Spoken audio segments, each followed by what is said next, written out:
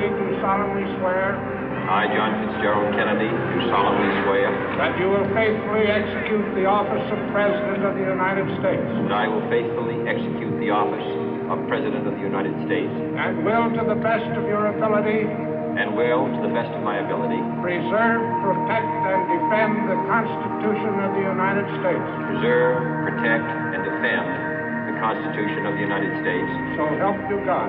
So help me God.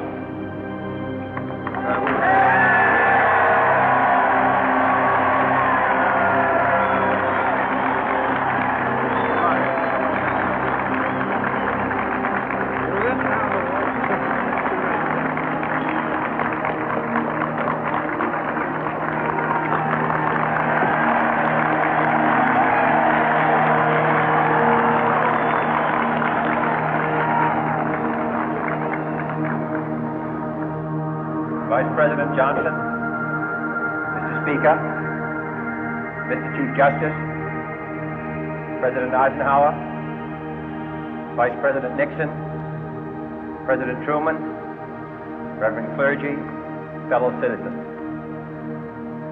We observe today not a victory of party, but a celebration of freedom, symbolizing an end as well as a beginning, signifying renewal as well as change.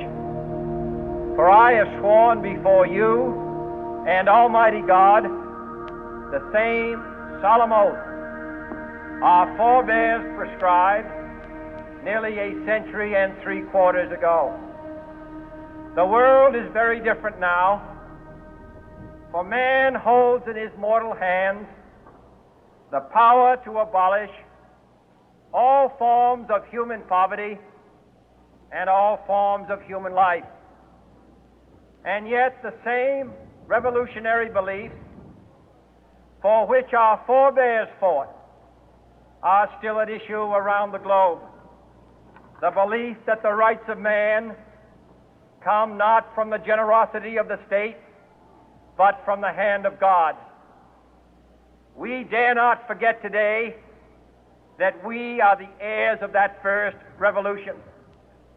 Let the word go forth from this time and place to friend and foe alike that the torch has been passed to a new generation of Americans born in this century, tempered by war, disciplined by a hard and bitter peace, proud of our ancient heritage, and unwilling to witness or permit the slow undoing of those human rights to which this nation has always been committed and to which we are committed today at home and around the world.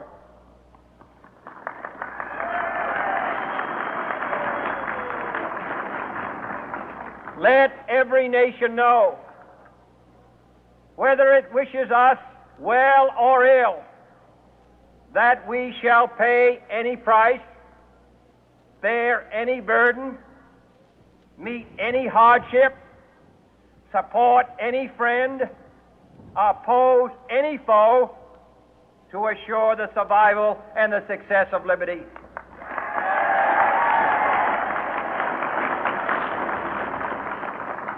This much we pledge and more. To those old allies whose cultural and spiritual origins we share, we pledge the loyalty of faithful friends. United, there is little we cannot do in a host of cooperative ventures. Divided, there is little we can do, for we dare not meet a powerful challenge at odds and split asunder. To those new states whom we welcome to the ranks of the free, we pledge our word that one form of colonial control shall not have passed away merely to be replaced by a far more iron tyranny. We shall not always expect to find them supporting our view, but we shall always hope to find them strongly supporting their own freedom and to remember that in the past, those who foolishly sought power by riding the back of the tiger ended up inside.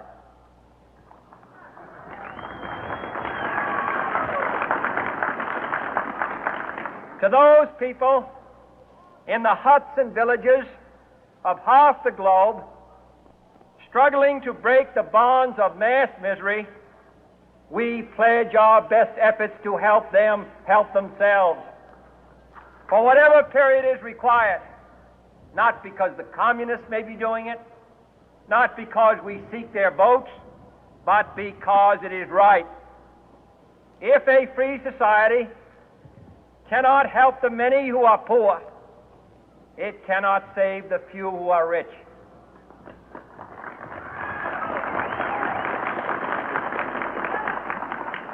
To our sister republics south of our border, we offer a special pledge to convert our good words into good deeds, in a new alliance for progress, to assist free men and free governments in casting off the chains of poverty.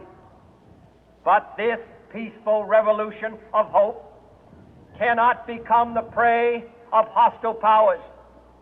Let all our neighbors know that we shall join with them to oppose aggression or subversion anywhere in the Americas. And let every other power know that this hemisphere intends to remain the master of its own house.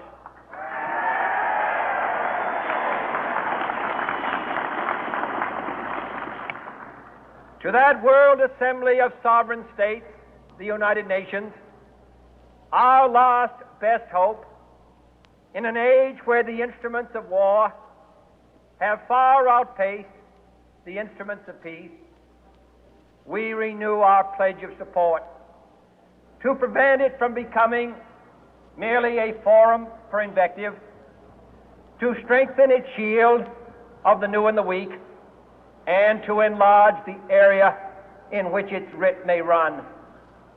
Finally, to those nations who would make themselves our adversary, we offer not a pledge, but a request that both sides begin anew the quest for peace. Before the dark powers of destruction, unleashed by science, engulf all humanity in planned or accidental self-destruction, we dare not tempt them with weakness, for only when our arms are sufficient beyond doubt can we be certain beyond doubt that they will never be employed. But neither can two great and powerful groups of nations take comfort from our present course, both sides overburdened by the cost of modern weapons, both rightly alarmed by the steady spread of the deadly atom, yet both racing to alter that uncertain balance of terror that stays the hand of mankind's final war. So let us begin anew, remembering on both sides that civility is not a sign of weakness, and sincerity is always subject to proof. Let us never negotiate out of fear, but let us never fear to negotiate.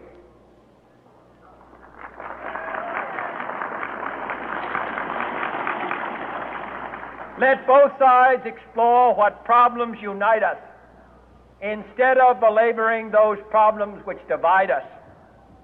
Let both sides, for the first time, formulate serious and precise proposals for the inspection and control of arms, and bring the absolute power to destroy other nations under the absolute control of all nations.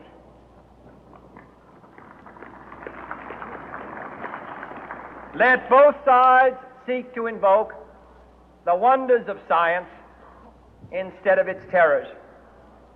Together, let us explore the stars, conquer the deserts, eradicate disease, tap the ocean depths, and encourage the arts and commerce. Let both sides unite to heed in all corners of the earth the command of Isaiah to undo the heavy burden and let the oppressed go free. And if a beachhead of cooperation may push back the jungle of suspicion, let both sides join in creating a new endeavor, not a new balance of power, but a new world of law, where the strong are just and the weak secure and the peace preserved. All this will not be finished in the first 100 days, nor will it be finished in the first 1,000 days, nor in the life of this administration, nor even perhaps in our lifetime on this planet. But let us begin.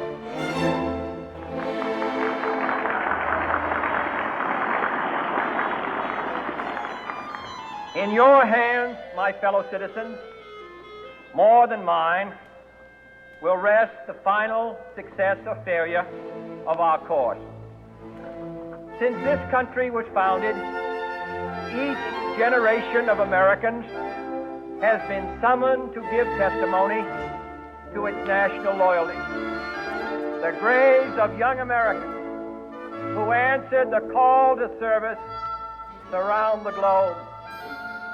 Now the trumpet summons us again, not as a call to bear arms, though arms we need, not as a call to battle, though in battle we are, but a call to bear the burden of a long twilight struggle, year in and year out, rejoicing in hope, patient in tribulation, a struggle against the common enemies of man, tyranny, poverty, disease, and war itself. Can we forge against these enemies a grand and global alliance, north and south, east and west, that can assure a more fruitful life for all mankind? Will you join in that historic effort?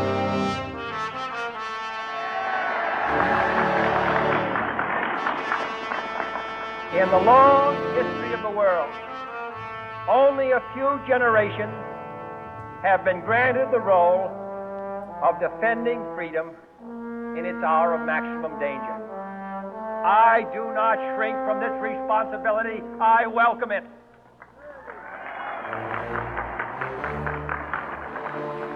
I do not believe that any of us would exchange places with any other people or any other generation. The energy, the faith, the devotion which we bring to this endeavor will light our country and all who serve it. And the glow from that fire can truly light the world. And so, my fellow Americans, ask not what your country can do for you. Ask what you can do for your country.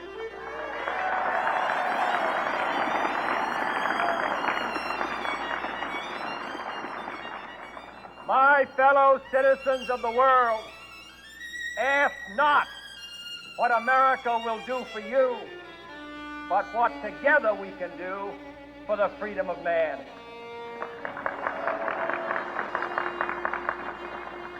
Finally, whether you are citizens of America or citizens of the world, ask of us here the same high standard of strength and sacrifice which we ask of you. With a good conscience, our only sure reward, with history the final judge of our deeds, let us go forth to lead the land we love, asking His blessing and His help, but knowing that here on earth, God's work must truly be our own.